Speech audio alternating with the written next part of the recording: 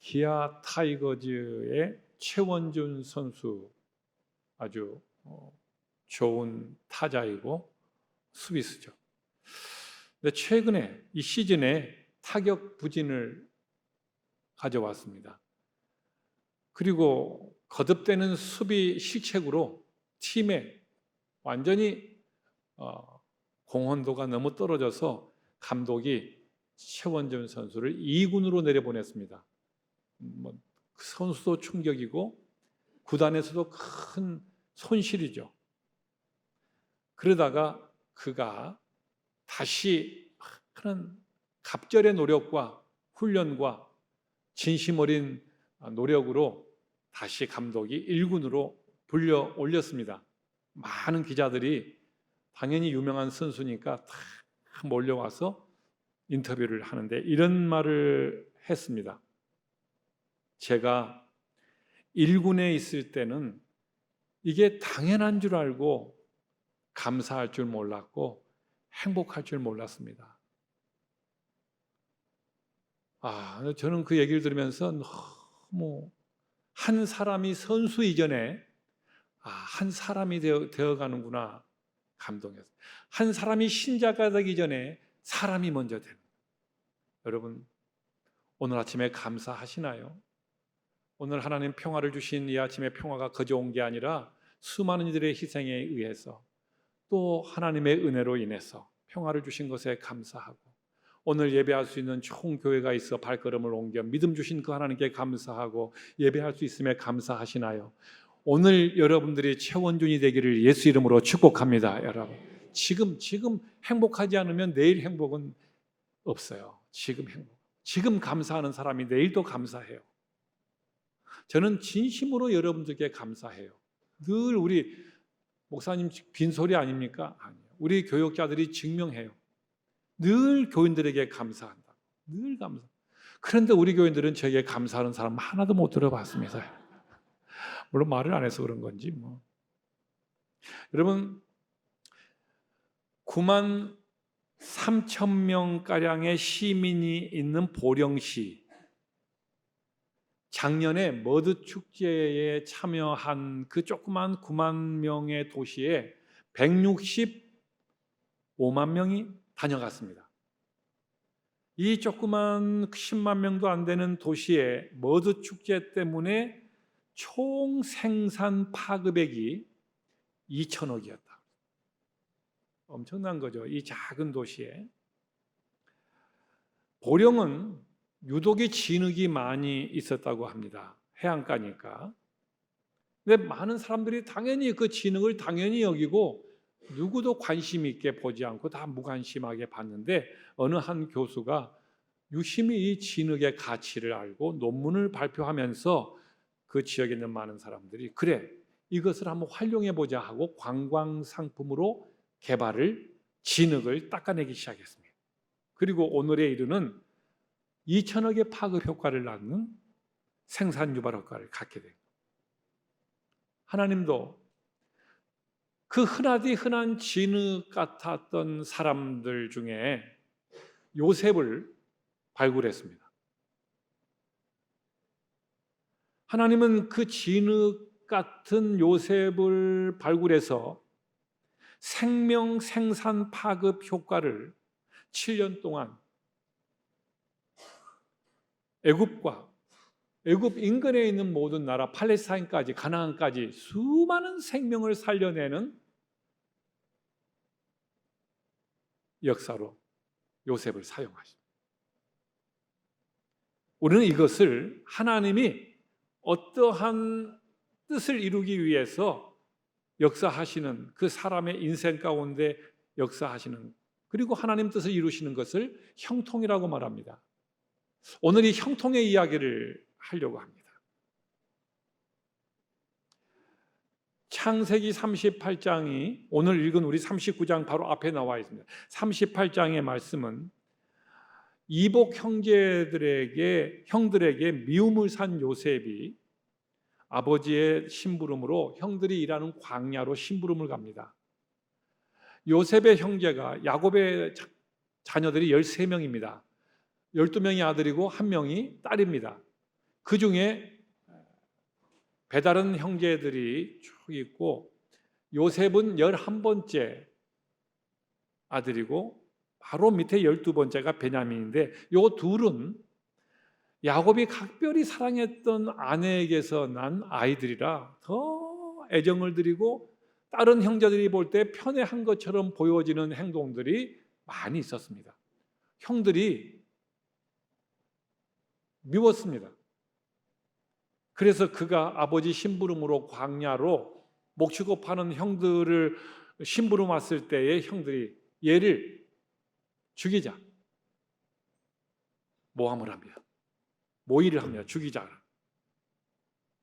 쟤 맨날 꿈만 꾸고 아버지에게 좋은 채색 옷만 입고 늘 사랑을 받았던, 그리고 우리를 무시한 얘를 죽이자.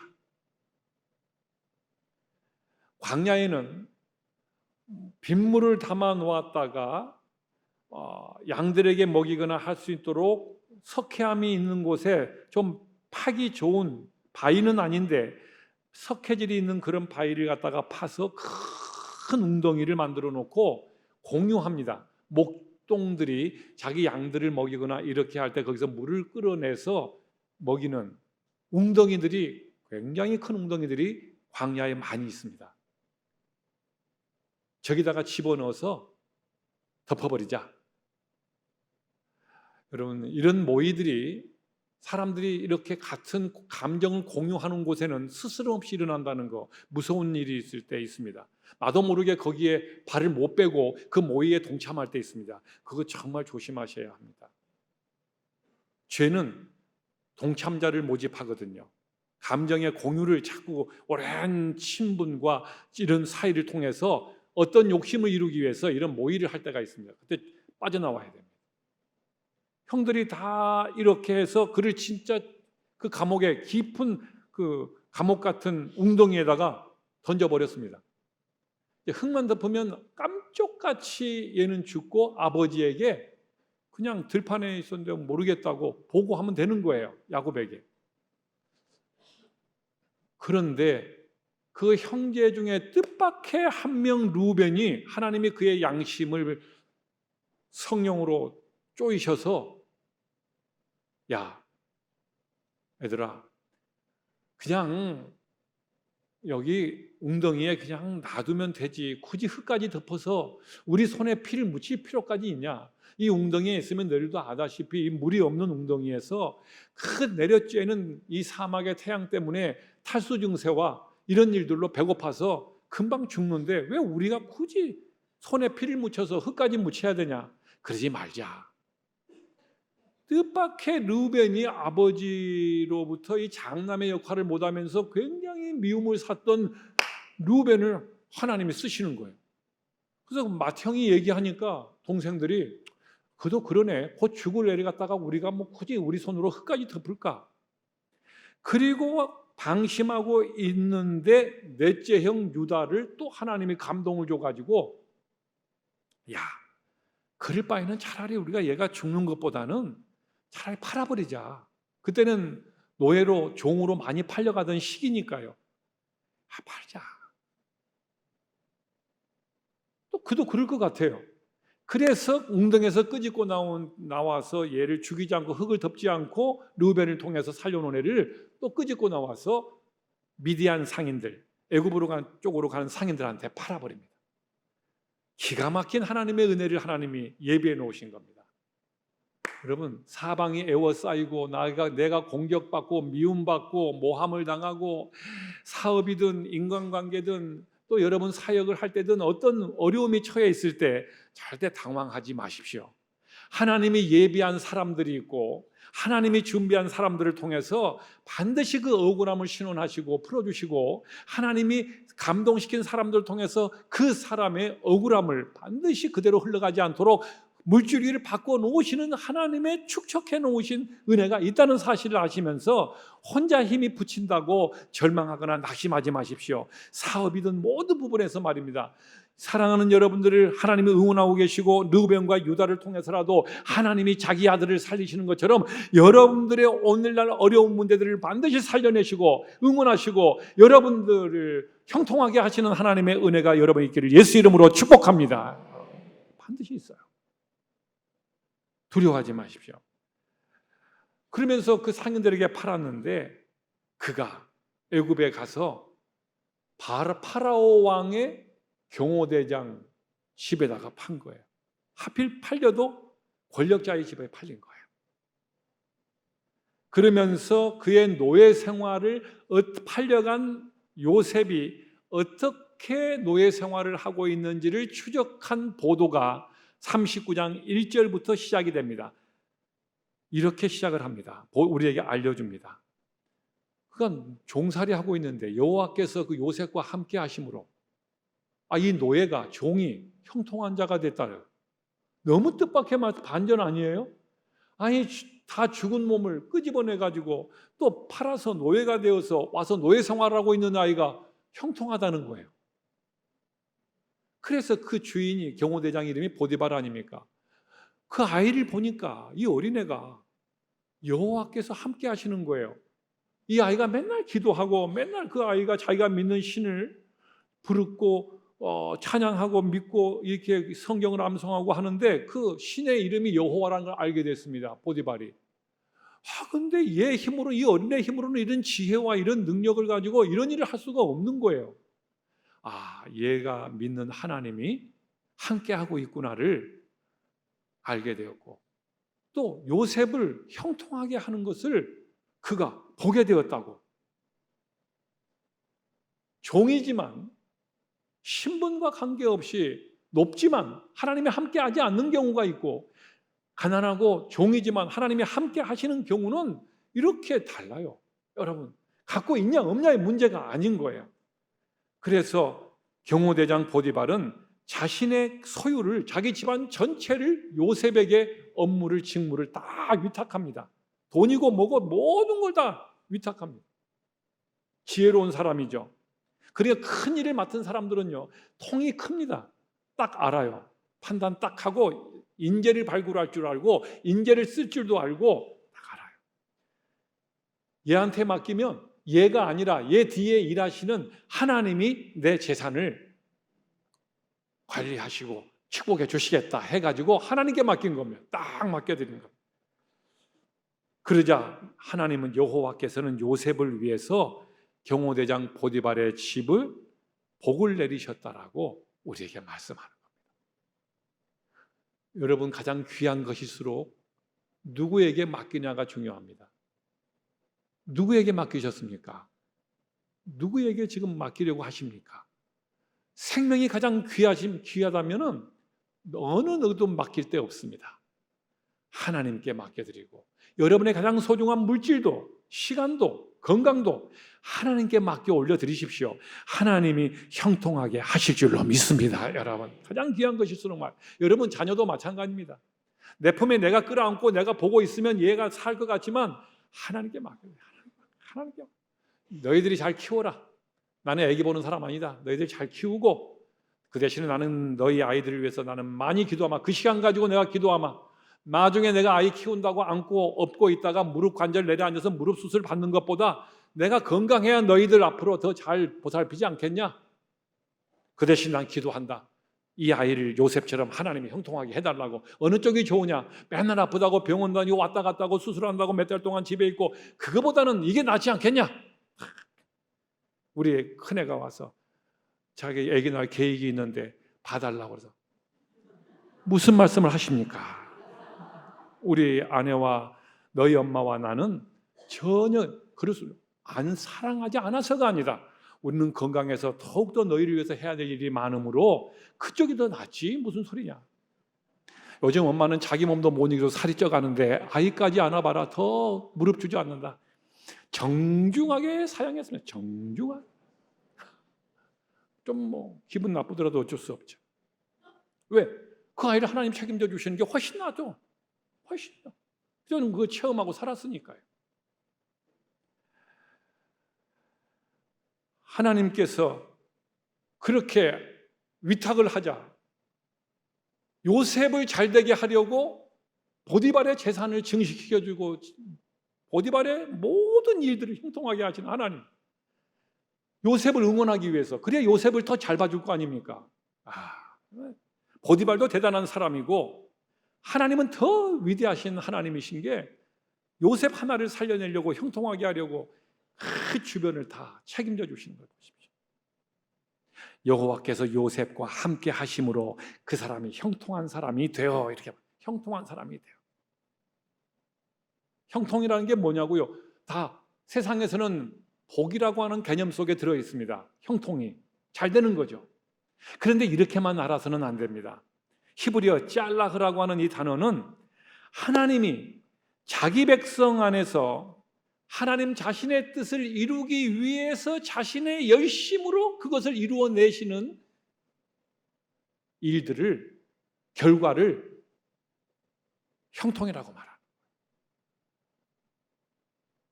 달라요.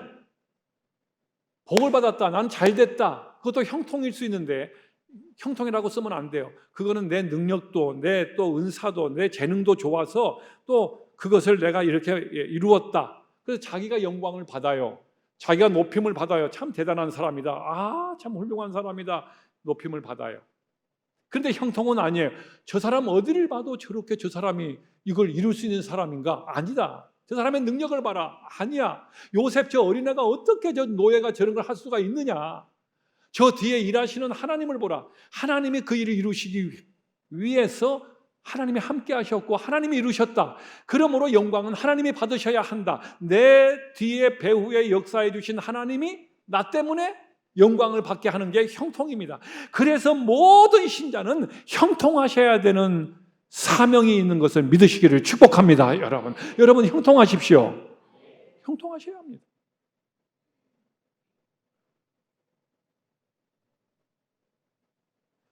이사야 53장 10절은 여호와께서 예수님에게 상함을 받게 하시는 것을 원하셨다고 말해요.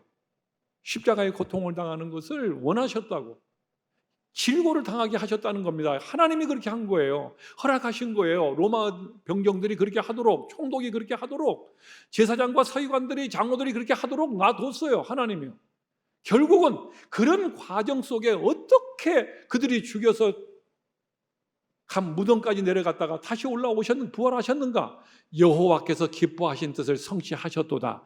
이런 모든 과정 속에서 하나님 자신이 원하시는 뜻을 이 질고와 고통과 고난과 모든 걸 통해서, 이 레시피를 통해서 하나님이 그 뜻을 이루신 것을 우리가 찬양하게 만드시려는 겁니다. 이게 형통인 겁니다. 그래서 오늘 여기 계시는 분들 가운데 어떤 데는 오르막도 있지만 지금 내리막을 겪고 고통 가운데 있고 질고 가운데 있고 어려움 가운데 있다 하시더라도 이 고통과 어려움과 아픔과 부족함의 레시피를 통해서도 하나님 자신은 결국은 멋진 요리를 만들어내신 것처럼 우리 삶과 인생을 결국은 하나님께서 형통하게 하시는 이 작품을 만들어내실 거라고 하는 것을 의심하지 않는다면 하나님이 오늘도 나를 통해서 일하심을 믿으시면서 감사하시면서 자신 있게 오늘 또 세상으로 파송하면서 여러분들이 가시는 곳마다 자신 있고 행복하게 사실 줄을 예수 이름으로 축복합니다.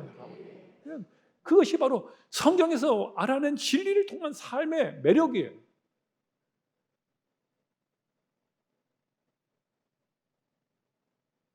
다니엘과 그 친구들 보십시오. 용광로 속에 들어가죠. 사자 굴 속에 들어가죠. 아니 그렇게 열심히 믿더니, 그렇게 성공한 것 같더니 웬 징계를 받아서 국법을 어겨서 사자 굴 속에 들어가서 사자 뼈도 못 추리게 되는 거? 아니 용광로 속에 들어가서 그 펄펄 끓는 쇳물 속에 이제 뼈도 못 추리게 죽게 되었는 거? 다 그렇게 말하겠지만 보십시오. 하나님은 이 레시피를, 이 고난이라고 하는 레시피를 통해서 하나님이 그 용광로 속에 같이 들어가십니다. 분명히 3명 집어넣는데 왜 4명이냐? 왕이 놀랍니다. 그들은 멀쩡합니다. 그 펄펄 끓는 쇳물 속에서 머리털 하나 안 상합니다. 사자굴 속에 그 배고픈 사자가 감히 다니엘을 먹지 못해 공격을 못해. 이 레시피를 통해서 하나님의 기뻐하는 뜻을 이루면서 느부갓네살 왕에게 어떻게 전도를 합니까? 그 대단한 자기의 병력과 나라와 이 바벨론의 근동의 가장 강력한 신의 나라 바벨론을 세웠는데 누가 바벨론을 무너뜨립니까? 거기에 취해 있는 바벨론 왕을 누가 전도를 하고 하나님을 영광 돌리게 합니까? 오늘 이 친구들의 용광로 속에 그리고 사자굴 속에 집어넣은 걸 왕이 쳐다보고 하나님이 살아계시다고 모든 백성들은 앞으로 하나님 찬양하는 일에 다 동참하라고 자기도 믿고 모든 백성을 하나님을 찬양하게 만드는 이것이 바로 다니엘을 통해 그 친구들을 통해 그 고난의 레시피까지 포함해서 하나님의 뜻을 이루는 걸 보십시오. 이걸 형통이라고 말한다는 겁니다. 그래서 오늘 여러분들의 삶 가운데 일어나는 고난과 어려움이 있을지라도 하나님이 형통하게 하시고 함께 하시고만 계시다면, 그리고 여러분들이 그것을 확신하고 계시다면 반드시 레시피를 통해서도 고난의 레시피와 아픔의 레시피와 이런 레시피를 고통의 레시피를 통해서도 하나님 자신의 뜻을 이루어내실 것을 믿는, 나는 형통한 자가 되었다. 형통한 자가 먼저가 되고 나서 요셉은 반드시 읽어보십시오. 형통한 자가 되어 그리고 그 어디를 가나 감옥에 가나 다 그가 하나님 앞에 이겨냈다고 말합니다. 오늘 여러분들의 아픔과 어려움과 여러 힘든 일들의 건강의 문제까지 포함한 어떤 것들도 여러분들이 하나님께서 형통하게 이미 하신 자들이라고 믿으시면서, 하나님의 백성은 이미 형통한 자입니다. 그 안에 하나님께서 일하고 계시는 성령께서 내주하시기 때문입니다. 확신해 가면서 세상에 나가서 어떤 상황에서도 기죽지 말고 담대하게 여러분의 상황을 이겨내시고 결국은 형통을 통해서 하나님께 영광을 돌리도록 많은 사람들이 다니엘과 그 친구들을 보고 영광을 돌린 것, 요셉을 보고 영광을 돌린 것처럼 여러분을 보고 하나님께 영광을 올려드리는 역사가 일어나기를 예수 이름으로 축복합니다. 여러분,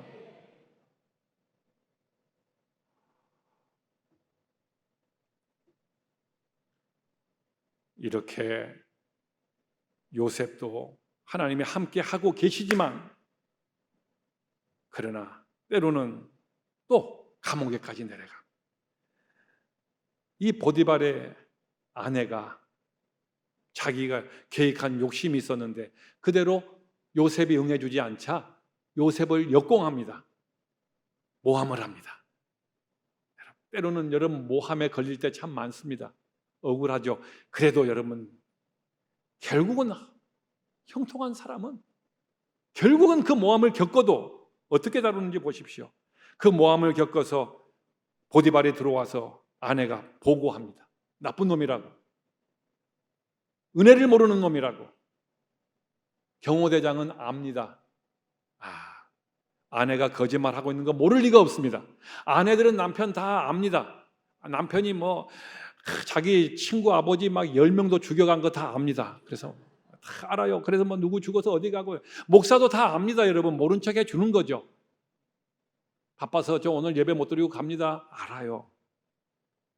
그냥 가슴 속에 나겠는 게 드는 거예요. 여러분 모르는 것 같죠? 알아요. 나 오늘 누구누구 친구 아버지 돌아가신 거 알지? 거기 갔다 온 거. 거기 갔다 와서 오늘 못 들어왔어. 거기 오늘 늦었어. 새벽에 들어왔어. 그래서 일생 동안 친구 아버지를, 멀쩡한 친구 아버지 한 20명 죽인 거 다 알아요. 우리 아내는 눈치로 다 알지만 그냥 그래, 어떡할 거예요. 그렇게라도 이렇게 살아남으려고 하는 남편이 안쓰러워서 다 이해하고 넘어가는 거예요. 남편도 아내 알아요. 여러분 모르는 것 같습니까? 알아요. 눈빛만 봐도 알아요. 여러분. 그러면 가정의 화목과 또 어느 정도를 또 이해해 주려고 넘어가는 거죠. 그렇게 남편에게, 보디발에게 와가지고 얘기할 때 남편이 압니다. 그러나 가정의 평안을 위해서 아내의 모함을 듣고 요셉을 감옥으로 내려보냅니다. 그런데 이 모함을 받고 내려가는데 20절에 요셉이 그를 잡아오게 가두는데, 요셉의 주인이 그를 잡아오게 가두는데 그 감옥은 왕의 제수를 가두는 곳이, 왕의 신복들이 잘못했을 때 가두는 감옥이에요. 로얄 감옥이에요. 그러면서 또 요셉이 옥에 갇혔으나 여호와께서 또 여전히 함께 하셔요. 형통한 사람들은 그러니까 어느 상황에서도 하나님이 떠나지 않고 그의 레시피를 다 사용하신다는 겁니다. 다 사용해요. 거기서 함께 하시는 거예요.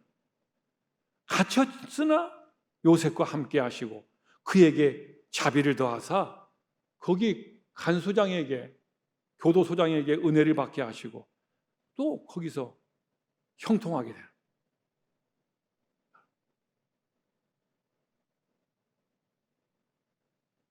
우리가 있는 평면 2차원 세계에서는 동서남북으로 결정되는데 거기를 다 포위할 수 있습니다.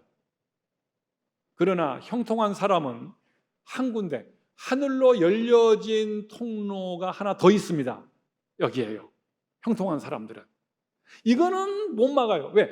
하늘의 문은, 방주를 보십시오. 하나님 아니면 그 방주를 하나님이 닫자 누구도 못 열어요. 하나님이 열어주셔야 열고 하나님이 닫아야 닫히는 거예요. 하늘의 문은, 하나님과 우리의 관계는 하나님이 열어야만 열고 하나님이 닫아야만 닫아요. 구원하기로 결심하시고 하나님이 어떻게든 자기 성령을 보내서 그를 설복시켜서 그를 돌아오게 만들기도 하고 그를 구원하지 않기로 하기도 하시고 오직 하나님의 결정권이에요. 이 하나님과 막힌 관계, 감옥에 있어서 사방은 막혔지만 하나님과의 형통한 관계는 누구도 못 막았습니다. 그래서 그는, 여러분, 형통한 사람은 이렇습니다. 어느 것에도 하나님과의 관계를 끊지 못해요. 하나님이 주시고자 하는 어떤 축복도 끊어질 수가 없어요. 로마서 8장 35절을 우리 같이 한번 큰 목소리로 한번 읽어볼까요? 이것이 증명해, 이 말씀이 증명해요. 시작. 누가 우리를 그리스도의 사랑에서 끊으리요? 환난이나 공고나 박해나 기근이나 적신이나 위협이나 칼이라 우리를 우리 주 그리스도 예수 안에 있는 하나님의 사랑에서 끊을 수 없으리라. 아멘. 여러분 믿으십니까? 예. 누구도 하나님의 이 관계를, 이 어느 우리가 있는 형통한 사람들에게 있는 처해 있는 곳에서 어느 누구도 우리를 끊어낼 수 없다.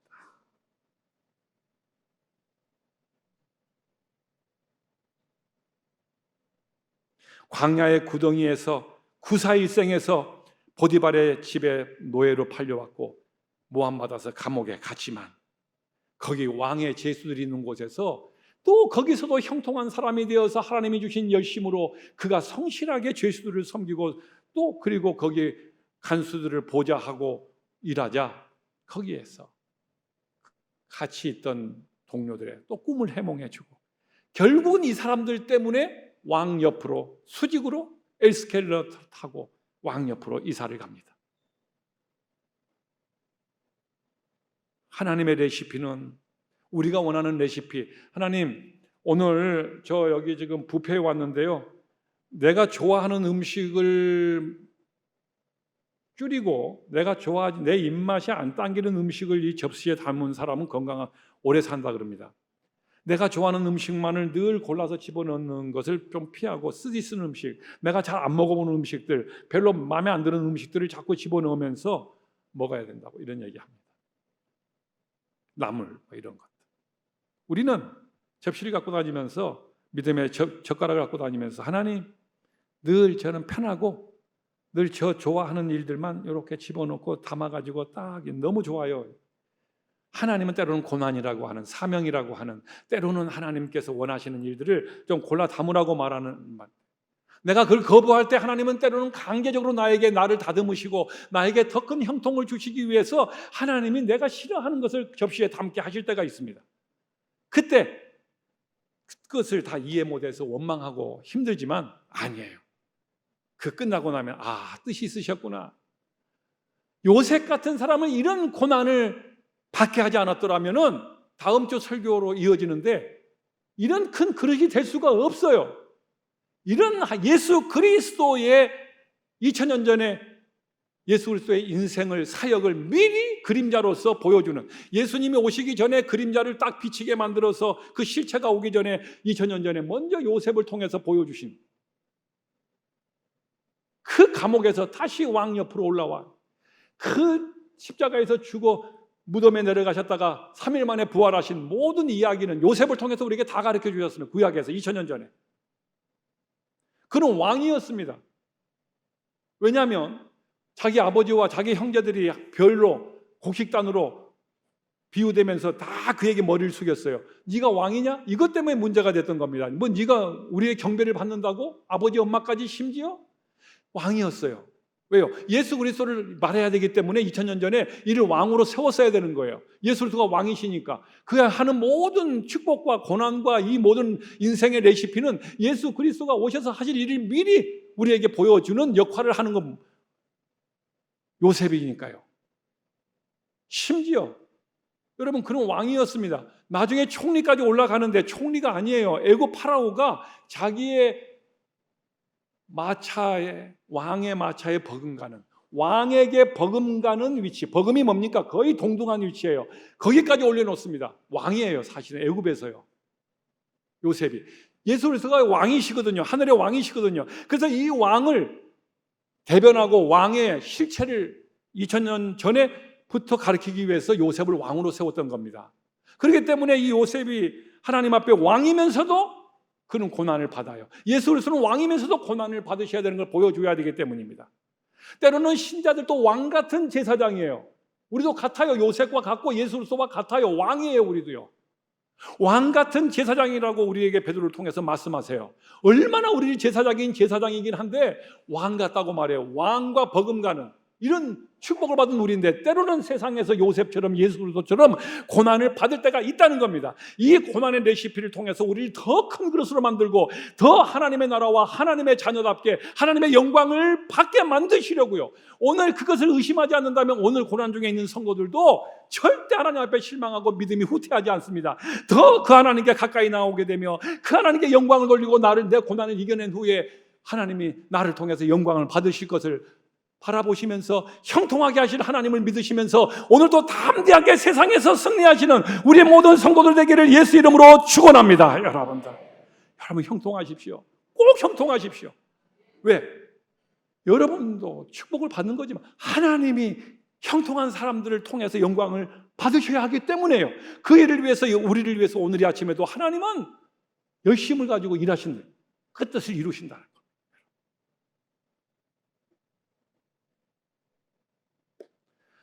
10년 전쯤에 저에게 한 대학교에서 대외 부총장이 되어달라고 신학대학원 원장님이 학교 입장을 가지고 왔습니다. 좋은 여건과 좋은 조건과 그리고 한 이틀만 출근해 주면 됩니다. 겸임하셔도 됩니다. 그렇게 왔어요. 그래서 당회에서 우리가 논의할 때 목사님 그렇게 하셔도 좋습니다. 그 결의까지 해줬어요. 자, 기도했어요. 시간을 달라 학교 쪽에 기도했습니다. 그 기도를 마치고 응답을 받고 그리고 제가 우리 장모님 한 분하고 학교를 찾아가서 그 대학원 원장님, 저에게 통보한 원장님 만났어요. 영광입니다. 저 같은 사람에게 이러한 귀한 특급 예우와 이런 기회를 주신 건 큰 영광입니다. 저는 이런 자리에 갈 만한 사람도 아닙니다. 어떻게 저를 이렇게 해주셨는데 영광입니다만은 저는 목회자로서 요셉처럼 제가 목회한 우리 교회에서 더 교회를 강력하게 부흥시켜서 학교는 기부금을 받고 이런 걸 해서 학교는 살아가지만 교회는 대학교가 할 수 없는 다 나눠줌과 베풀어줌과 역사하는 강력한 힘이 지식을 통해서 학생들 수천 명을 만 명을 변화시키는 힘이 학교에 있다면 그것도 선한 능력이지만 한 명의 그리스도인을 바로 만들고 바로 세워나간다면 그 한 사람을 통해서 요셉과 같이 이루어질 우리 후대들과 우리 자녀들을 통해서 이루실 일은 대학교 몇 개, 10개, 100개보다도 강력하다는 걸 저는 알기 때문에 저는 우리 교회에서 목회에 전념하기로 기도의 응답을 받았습니다. 다. 여기서만 참 아멘을 4명만 하시는 고사했습니다. 아이고 우리 교회 목사님은 그냥 뭐 갈 데가 없으니까 여기 와가지고 그냥 목회하나 보다. 아닙니다. 정말 아니에요. 여러분, 무슨 얘기를 하려고 그러는 거냐고요? 초등학교도 졸업하지 못한 미미한 아주 요셉같이 비천한 사람이었어요. 저는 인정해요, 그거를요. 근데 하나님이 함께 하심을 통해서 앞으로도 저는 기대합니다. 우리 교회가 이 정도 머물러 있지 않고 우리 조국교회의 최고의 모범이 될 수 있는 침체된 조국교회를 우리 하나님 앞에 세워나가는데 용기를 주는 그러한 나는 교회가 될 거라고, 저는 여기 있는 여러분들이 요셉이 되어주시고 형통한 사람이 되어주시고 저도 여전히 형통한 사람이 된다면 우리 조국과 열방을 살리는 여러분들이 되시기를 예수 이름으로 축복합니다. 여러분들, 말씀을 마치면서요, 그래서 이번에 우리 청년들이 여름 사역이 한 5천만 원 예산이 들어갑니다. 어마어마하죠. 우리나라에 5천만 원 예산, 1년 예산이 5천만 원이 안 되는 교회가 50%예요. 5천만 원 정도 드는 예산을 가지고 청년들이 도전합니다. 이번에 여름 사역에 여러분들이 오늘 와플 하나씩 꼭 드시고 가시고, 와플 돈이 안 갖고 오면 저한테 얘기하면 제가 다 사드리고 다음에 2배로 다 받습니다. 어쨌든 여러분들이 좀 청년들 많고 후원해 주시고, 또 하나는 오늘부터 우리 부흥회를 우리는 안 하지 않습니까? 새벽 우리 특별 기도회 외에는 부흥회를 안 합니다. 우리 교회를 위한 부흥회나 마찬가지인데 여러분들 오늘 부흥회 집에 가셨다가 3시에 꼭 돌아오시고, 어디 가지 마세요. 꼭 돌아오세요. 길을 잃어버리지 마시고 교회 와서 부흥회 참여하시고, 월, 화, 수 이렇게 7시 반에 부흥에 참여해서 이번에 여러분들이 형통한 자가 될 수 있도록 4분을 모셨습니다. 한 분 모셔가지고 실패하면은 4일 동안 내리 실패하니까 보험을 들었어요. 실패해도 하루만 실패하기로. 그래서 4분을 딱 세우는 지혜로움을 요셉처럼 저에게 주셔가지고 4분을 딱 오게 했어요. 다 훌륭한 분들이십니다. 그래서 지역교회에서 강사를 초빙하는 게 쉬운 일이 아닙니다. 그래도 제가 김종필 목사님 이천중앙감리교회 오시라, 내가 강사로 오시라. 여러분, 이번에 오셔서 좀 시간 좀 내서 아이들까지 오셔서 같이 은혜도 받으시고 좀 믿음의 분량도 좀 커지고 형통한 사람에서 요셉과 같이 여러분의 자녀와 여러분들이 하나님 앞에 큰 축복을 힘있게 되는, 이번에 영적인 또 축복도 올 6월달에 풍성해지는 은혜가 있을 줄로 믿습니다.